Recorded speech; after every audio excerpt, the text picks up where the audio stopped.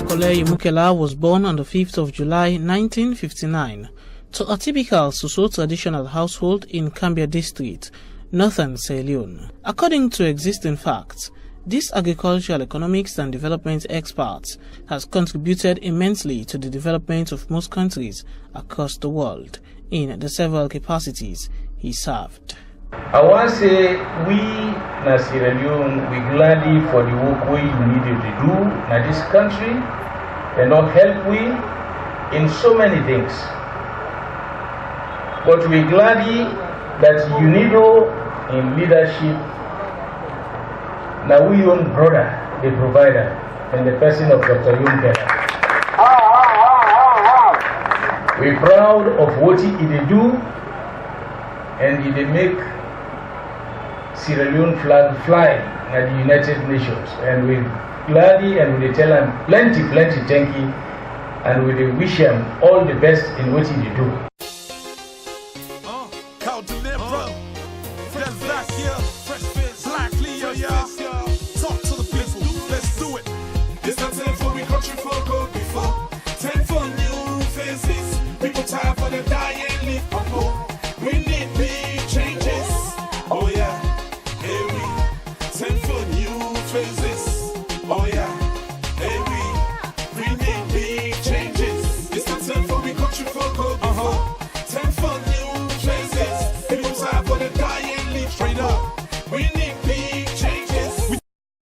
Heads of state, your excellencies, distinguished guests, ladies and gentlemen. It is truly an honor to represent the Africa America Institute's board tonight in representing the 2013 Distinguished Alumnus Award, albeit 2 years later than we would have liked, but better late than never. In 2011, when we celebrated Sierra Leone, its renewed democracy, and President Koroma, we wanted to honor one of its most distinguished sons, Dr. Kandeh Yumkella. Dr. Yumkella came to America, as you saw in our video, in the 1980s on AAI scholarships. He earned a master's degree in science in agricultural economics from Cornell University in 1986 and was awarded a second scholarship for a PhD in agricultural economics in 1991 from the University of Illinois. Cornell and the University of Illinois, both being among the finest institutions in the world in Dr. Yumkella's field of scholarship. After serving his country as Minister for Trade, Industry, and State Enterprises in 1994-95, he became the first African Director General of the United Nations Industrial Development Organization in 1995. In 2012, the Secretary General of the United Nations appointed Dr. Yumkella as his special representative for sustainable energy for all. Also, as chair of UN Energy, he coordinates the efforts of all United Nations organizations to address sustainable energy issues worldwide. Dr. Yumkella brings a world-class education, a remarkable commitment to the less fortunate, a deep insight and natural leadership ability to these critical issues. He believes firmly that energy poverty and income poverty are linked. Kandeh Yumkella is a man on a mission.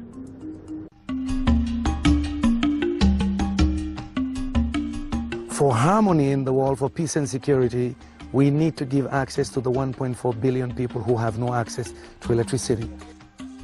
Relying on biomass, firewood, cow dung to cook, it's causing 2 million deaths a year, much more than malaria or HIV/AIDS. Energy is the golden thread that runs across all the pillars of sustainable development.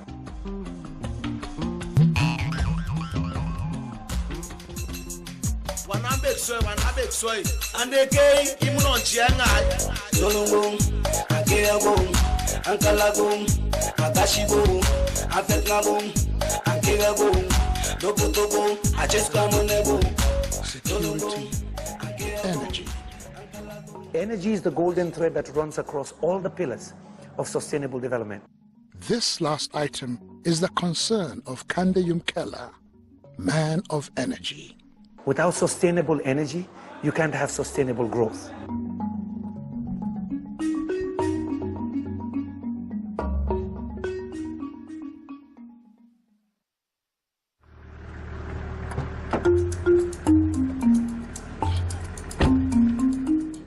Kandeh Yumkella is a man on a mission. He wants everyone in Africa to enjoy access to clean and affordable energy, whether they live in rural Rwanda or his own home village on Sierra Leone's north coast. With access to energy, Yumkella hopes that people can enjoy the same success in life as he has. A career that has put him at a major American university, his own country's government, and in important positions with the United Nations. For harmony in the world, for peace and security, we need to give access to the 1.4 billion people who have no access to electricity.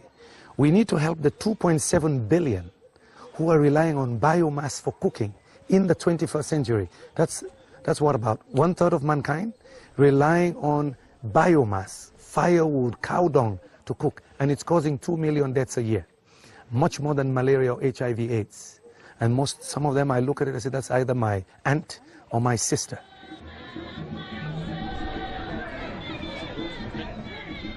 Recently, Kandeh went home to his village in Kichom, in the far northeast corner of Sierra Leone. That's my brother.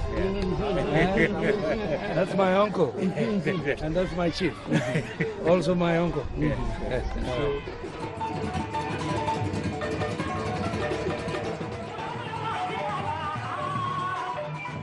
It's a sign how much the people of this fishing village revere the boy who grew up to become a respected academic, government minister, and then head of the United Nations Industrial Development Organization. Yumkella's home village remains his inspiration. By staying in touch with his family and the people here, Yumkella sees what impact he can have with his work and just how much there is still to do. This is where I was born, Kichom, about 2,500 people here. This is an interesting case study because the village is right on the estuary of one of the biggest rivers in Sierra Leone.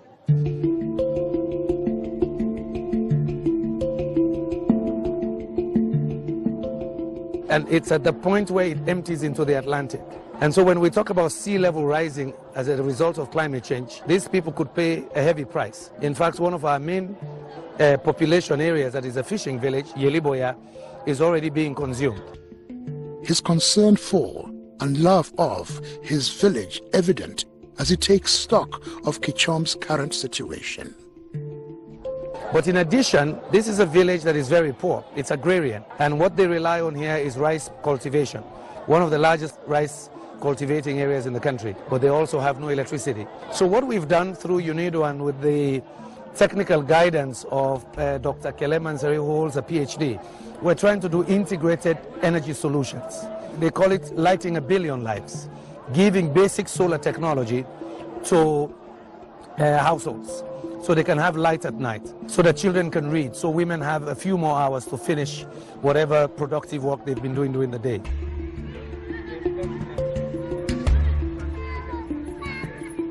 Here we charge 50 lamps. Okay, watch your steps. As you can see, we have less than 50 lamps here. Because in 5 shelves, each shelf takes about 10 lamps. Kichom wouldn't appear to offer the kinds of opportunities that Yumkella was presented.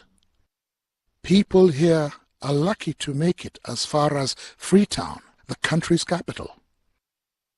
Yumkella's own father was a farmer, albeit one with boundless energy and ambition. He was also chief of the village, a parliamentarian, and a great role model for his son. He made sure Yumkella got a superior education, splitting his time between Kichom and Freetown. In the capital, despite occasional power outages, Yumkella had a more regular supply of electric light to study by. I lived two lives. I had a rich suburban livelihood in Freetown, but every holiday my father would bring us here, and he wanted us to live like the people.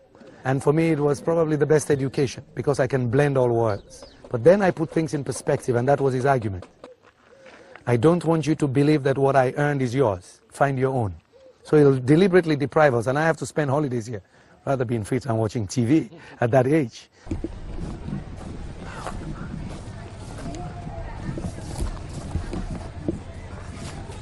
That's my father's grave.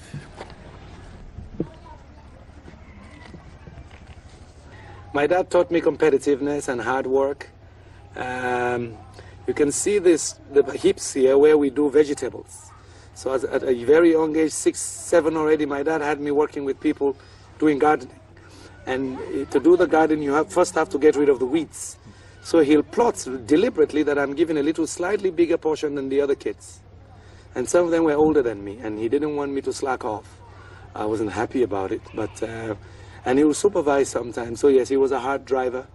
I think to a great extent my drive, and people say, oh, how come you never get tired and you have 7 balls in the air driving things? That's from him.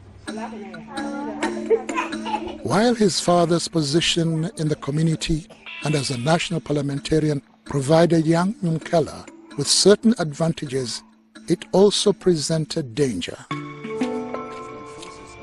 His papa's pro-civilian, anti-military stand led to a harrowing experience. At age 8, the young Yumkella was held hostage for several hours by a group of paramilitary looking for his father. By 1965, he owned the largest private plantation in the country. By hard knocks, 1 square mile, he had 150 heads of cattle. He was doing fishing. He owned real estates in the capital. And then he joined politics, full-time. So he was a founding member of a political party and all of that. So when he looks at me, he says, with all your PhD, what can you do? You guys just read books and write stuff. If you want to really make a difference, go down and work with the people. My name is Kandeh Yumkella. I am the Director General of the United Nations Industrial Development Organization, which is based in Vienna, Austria. I have just been appointed by the UN Secretary General Ban Ki-moon to be the Special Representative for Sustainable Energy for All and CEO of the initiative. I'm in my village in Kichum, where Munir has been serving as a Peace Corps volunteer helping the school. What we did over the last year and a half, we've been distributing solar lanterns here to the families based on a model for lighting developed by Dr. R.K. Pachauri, the Nobel laureate from India, who is the head of TERI, the Energy and Resources Institute in India. Basically, the concept is that if you provide basic lighting to rural families, you can improve their welfare, particularly also improve the educational opportunities for children. And so in this small village Kichum with 250 households, I think we have roughly here between 3,000 to 4,000 inhabitants. It's a little island, very, very poor. In this community and some neighboring communities, we've distributed about 300 solar lanterns, which we brought in from Delhi. The concept combines microfinance and lighting in the following sense. We've built about 3 charging stations in the village where they have solar panels. Every morning people take the lanterns back and they rent the lanterns. This allows for a couple of people to be sustained over time to do repairs and maintenance.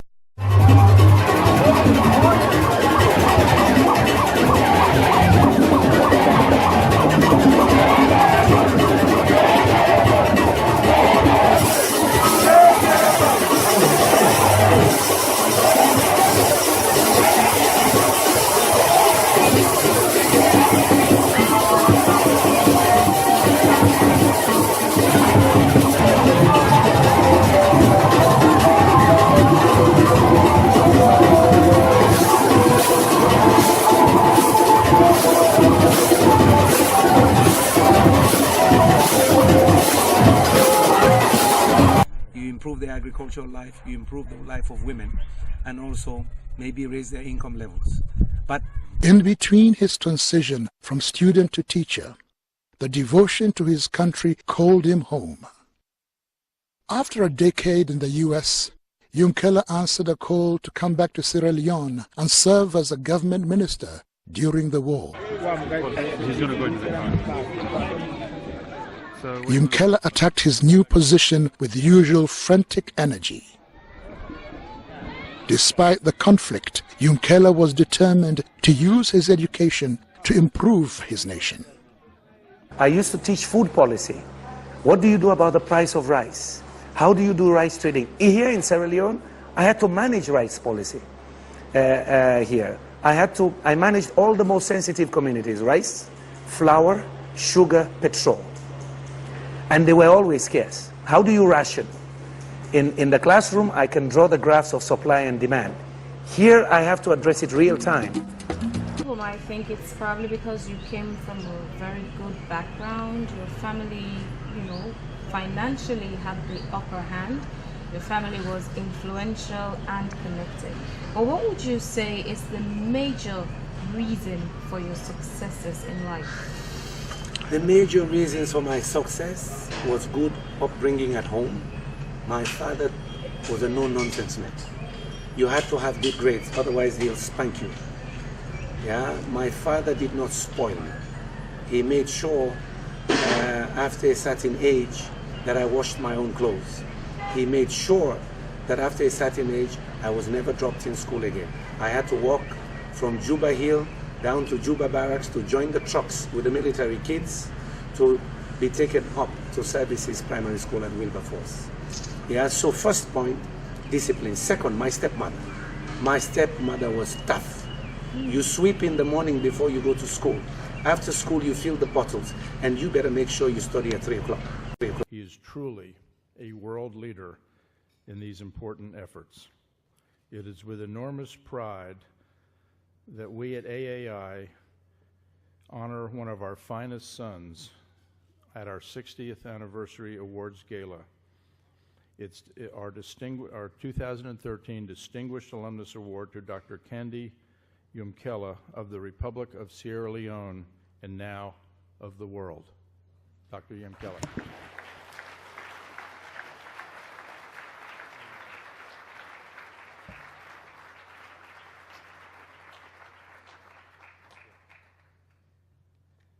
Excellencies, distinguished guests, ladies and gentlemen, I feel most humbled here. And let me thank the AAI for giving me the biggest break that I had in my life. 30 years ago, almost exactly 30 years, it was in August, that I was on my way to my village from Freetown, and I stopped at an uncle's adjoining village, and I got the message that I had won the AFGRAD award. So I had to rush back to Freetown. Just think about it, just like Star Trek. I was zoomed into New York City 2 weeks later. Is a surprise conversation. It's not on your agendas, but it's going to be something that's going to be part of your Twitter streams and your conversations. I am pleased to welcome to the stage, and I'd ask them to please come on out, the head of marketing for Mashable, Stacey Green, who's going to be having a conversation with the co-chair of UN Energy, Dr. Kandeh Yumkella. Help me welcoming them to the stage.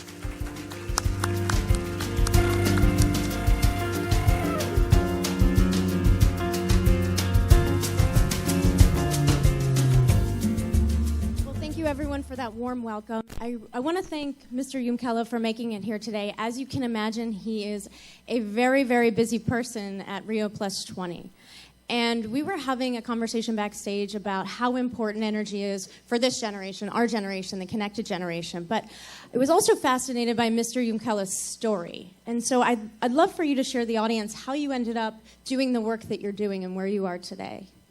Well, just think about it for a minute. If suddenly the power went out of here, just like that, no light, it's all dark, but then your computers are also shut off. That's the reality I grew up in, and sometimes that blackout could last for a long time. Born in Sierra Leone, I'm from a village with less than 250 homes, so I know what energy poverty means. I went to university. Sometimes we studied with candlelight. Sometimes we have to go down river, wash 3 kilometers, come back, because there was not enough energy to pump the waters into the dormitory. But the reality is, and the Secretary General has put it correctly, access to energy is the golden thread that runs through everything in Rio. Without access to energy, we cannot achieve the Millennium Development Goals. But more importantly, it is about women and children.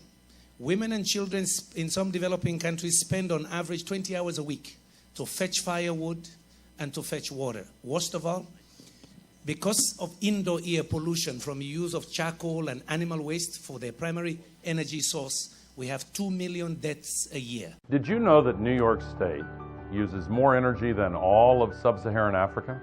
Nearly 1.5 billion people lack access to electricity. Nearly 3 billion people cook in deadly fumes. Energy can transform economies, lives, continents, our planet. We have a historic chance to eliminate energy poverty. UN Secretary General Ban Ki-moon has launched a new initiative. Let's bring energy to all. To power women, progress, growth, our future. Energy for all. Dr. Kandeh, Yumkella, Under Secretary General, SC4O CEO, PhD. Well, I will not do this. I will just put it. I have here full list of his credentials, and I think no paper can describe Kandeh Yumkella. Kandeh Yumkella is a unique man. He's a human. He stole hearts of many scientists around the world. He stole hearts of many politicians around the world. He's somebody who came from the very beginnings, back to Sierra Leone, and he reached the top of the global discussion about sustainable futures. Kandeh, it is our privilege to have had you over the last 6, 7, 8 years as a great collaborator and friend of YASA. It is a great privilege to have you here today with us to give this special lecture. Welcome again. Mrs. Yumkella, welcome as too. The floor is yours.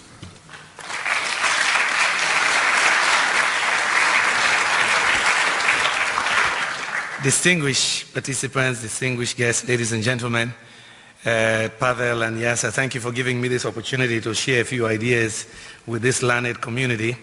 And I have had this habit now 8 years.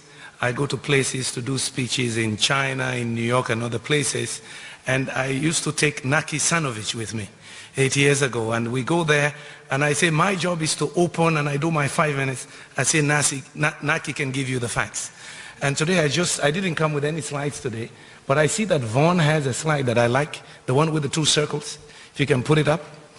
That's what I want to talk to you about, that interface, what we try to do now on the energy front. I was asked to be chair of UN Energy, which was created at the Rio Plus 10 summit in South Africa. Secretary General asked me to chair it because some of my colleagues told him that this guy, in many of our meetings, he always talks about energy, and he's not an energy expert. But since he likes it, why don't you ask him to chair this group? 20-something UN agencies plus the World Bank. Everybody is now on fire for the common goal. So, absolutely, it's now the right time for action. And it's an easy task for me now to announce you the next speaker. Now let me introduce you the man who has been appointed the United Nations Special Representative for Sustainable Energy. He's the Director General of the United Nations Industrial Development Organization, UNIDO. Please welcome Mr. Kandeh K. Yumkella. Hello.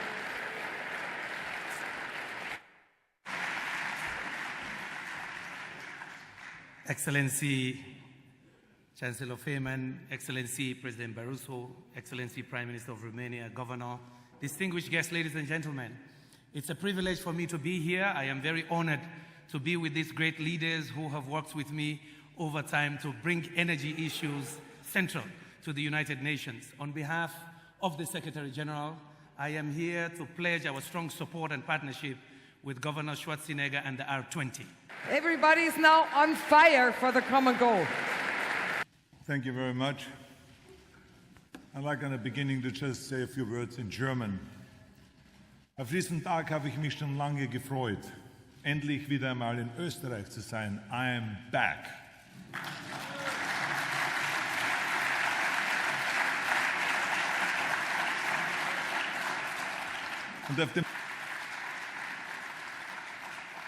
and I will explain in a short while why that is crucial here. But first of all, Chancellor, I want to thank the government of Austria, yourselves, Vice Chancellor Spindelegger, President Fischer.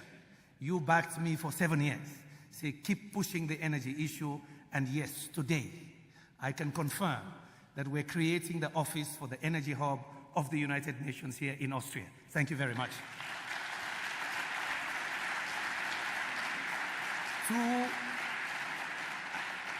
I have started the energy journey for a long time, and when you try to challenge a very complicated, complex issue, along the way you meet barriers.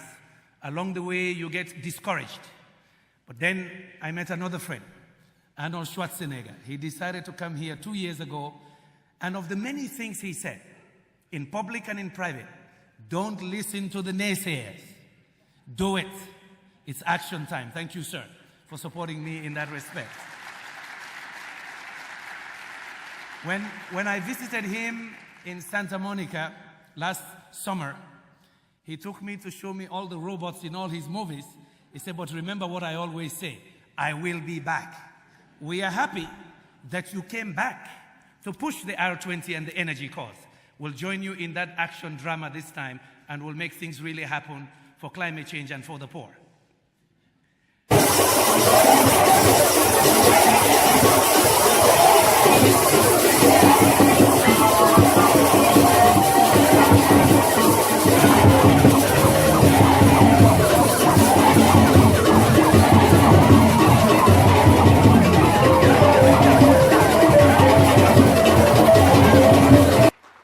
All I can say is, I see my leaders here, Madam Zuma, Madam Tete, Madam Excellencies President, thank you for your confidence in me. Madam Zuma was in the hall when I was nominated by the Africans to lead UNIDO. I hope I did a good job. But now I have the biggest one. We must end energy poverty. 1.4 billion people without electricity. 2.8 billion using firewood and cow dung for cooking and heating.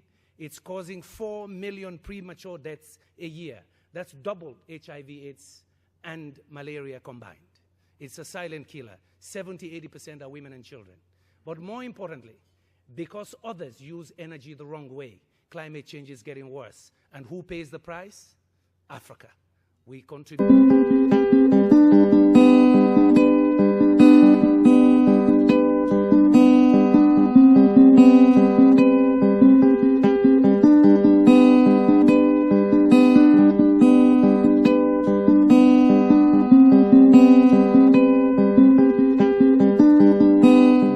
Achieve inclusive, sustainable development without dealing with energy issues.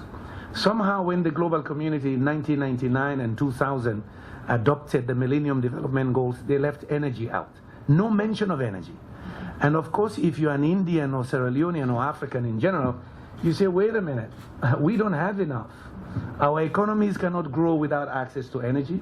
Our women and girls are spending 20 hours a week collecting firewood and water. I mean, that's the life of a woman or a girl in a poor village in India or in Africa. And so we're saying, wait a minute, how do these guys think the hospitals will run? How do they think we'll have access to clean water and sanitation if you can't pump it? You need energy to do that. How do you grow food without irrigation? And energy helps you do that irrigation. In Africa, 80% of food processing after it's harvested is done by women, in addition to working on the farm. So how can you talk about women's economic empowerment without access to energy? So one key challenge we had, how do you develop a narrative that is acceptable to the global community? That Africa and India can sit at the same table with the United States and they do not quarrel about what energy means. It's all about narrative. So we had to find the right narrative. And so we came up with the whole phrase, sustainable energy for all. Joining us now from Washington, D.C. is the UN Under-Secretary General Kandeh Yumkella. Welcome to the program, sir. Now, we keep hearing that Ebola must be stopped at the source, but does anyone, the UN, the WHO, know how to do that? Well, it is known how to do it. We have to intensify contact tracing. We have to intensify isolation and treatment, but at the same time, even greater awareness about what people should do and shouldn't do.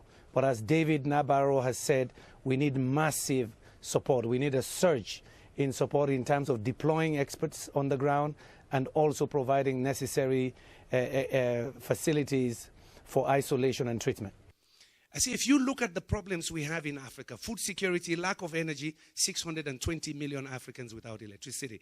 By the way, according to Hakim Adesina 2 days ago, if you look at that, food security, lack of energy, lack of opportunity, wow, and a growing population, that's a recipe for crisis. Because they said you are the experts. I'm just the guy who wants to lead a country in Africa. And I said, I was a keynote speaker at Bloomberg New Energy Finance last year, because they knew I was stepping down too. So they say, Kandeh, in 30 seconds, why are you going back to Africa, leaving us? You have all this constituency, all the finance guys in New York on energy. I said, to transform the lives of 6.5 million people. We have the largest deposit of iron ore in West Africa, at least for now, until Guinea begins to exploit the Somandu Hills. We discovered that in the last 10 years. We've had one of the purest deposits and largest deposit of titanium for the last 30 years. So it made me angry sitting at the UN. Every statistic about my country is bad. Highest maternal mortality rate. One of the highest infant mortality rates. Highest corruption. You name it. And I'm sitting there saying, hell no. We're just 7 million people, for God's sake. With all of what God gave us, marine resources, how come we're poor? So yes, out of anger, I went back home. But you know something? I want to tell you thank you.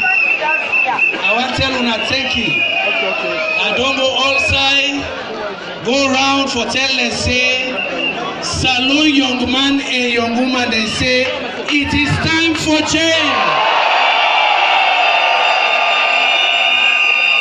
And when I reach Nayat today, when me I see how una come out, una block traffic 3 hours. Now I say them, he said change not ready yet. Change not ready? Una not ready for clean water and people. Una not ready for good education.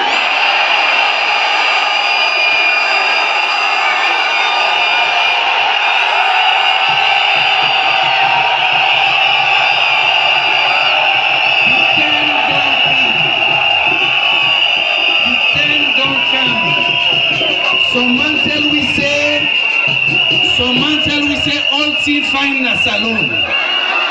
We NGC we say youth man no get job. We NGC say them pikin in school better no day. We NGC say the mama then they sell na market, they not able to get better money go na home. Not so that make we for change. Glad for una.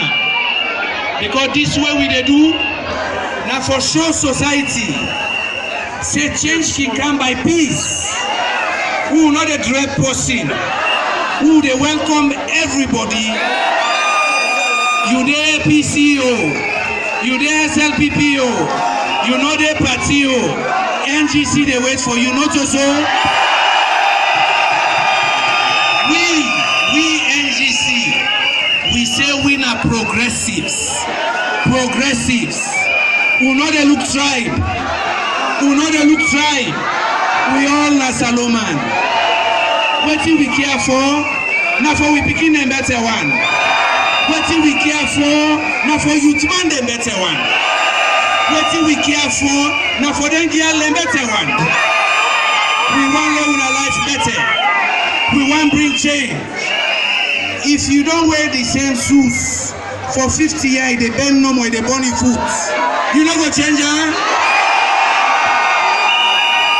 If you don't have the hose, in the leak, all tell you they fix her with potty, you not go build new one. I know who I am.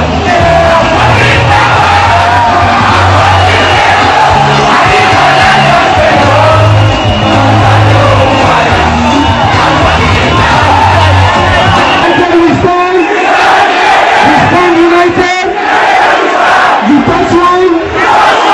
touch one, you touch Kandeh.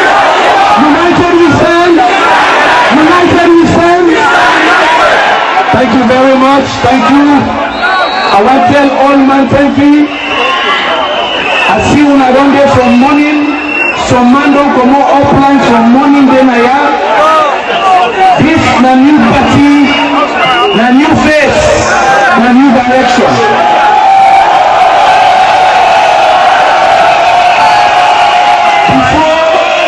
Before I go far, when I know say every year, we will celebrate Poppy Day. Poppy Day, all around it, they will celebrate that last week. So me, I want for 1 minute. Let me set more. I will promise them people that are Eastern. I promise them one that God protect the democracy. Today, I got this for them. I did not write long speech. But when I see all them performance, then I see how Paul Dinero and Teddy Bongo don't want now. I say if I can't read speech for one now, I will vex me. Look at this. Now the youth minister, it's not a problem. So we them that community will go ask them. Una give me candidates where they work for now. But now you're very good on young they look for. Because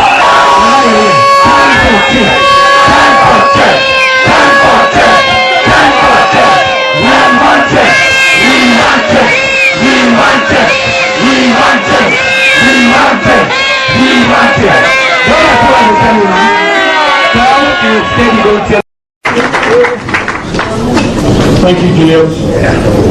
Mr. Chairman, Flag Bearer, Deputy Chairman, members of the Executive Trustees Council, distinguished ladies and gentlemen. I'm filled with gratitude and joy. Gratitude to Kandeh Yumkella for selecting me as running mate of the NDC party, and to the party for organizing this occasion. Joy for this chance to serve my party and my country. I accept the nomination of this great party.